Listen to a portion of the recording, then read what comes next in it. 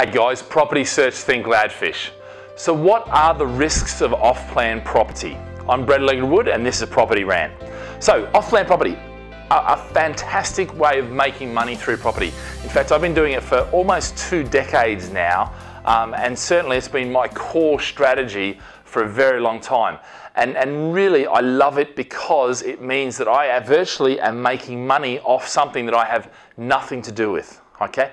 But there are risks. So what I want to do today is I want to just give you the 3 core or broad-based risks for off-plan property. And when you understand these, yes, there are hundreds of other risks associated with each of these, but it gives you a good framework with which to do your research from, okay? So the 3 risks are market, developer, and finance. All right, so let's look at the developer.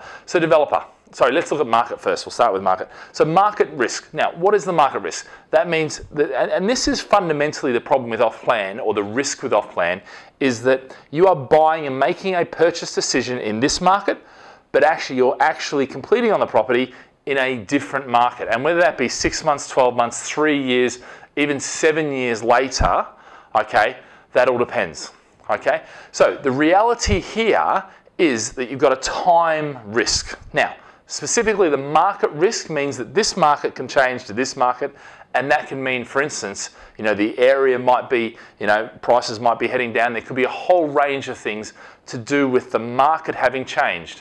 You know, lending may be harder, that's more of a finance risk. But the reality is with the market risk, how do you hedge a market risk? So for instance, for simple things, what I do is as the market starts to get a bit toppy, I then come into the core areas with the best fundamentals, rather than going out into the sort of bit more risky places that don't have such established fundamentals. Okay, what I might also do is rather than purchasing something that has 3 years of potential to build time before I complete on it, and so I can get that growth over that period, I might start to bring that in and rein that in. So rather than doing off-plan 3 years, I might do it 2 years and 1 year and 6 months. And I actually may get to, and I do get to the point where I will only focus on stock property, stock that I can buy and complete in the same market, okay? So that's the market risk. The developer risk, okay? So developer risk primarily revolves around what the developer does.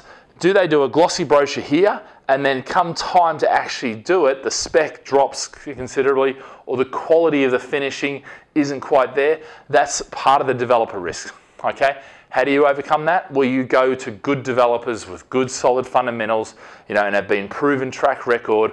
They've got customer service, you know, all this sort of stuff, okay?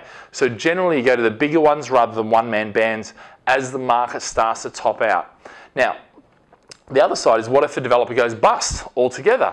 So how do you overcome that? So you've got to look at these sort of things. So this is the developer risk that we talk about. And finally, the finance risk, which is basically right now, let's say you can get a 75% mortgage, but come time to complete, you can only get 60%.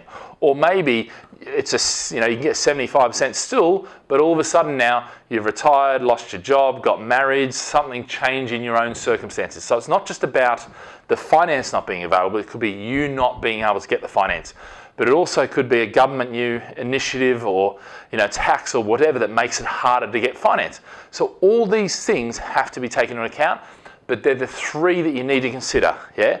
The market, okay, the developer, and the finance. And with those 3, you can mitigate your risks very effectively. All right, guys, have a great day. Live with passion.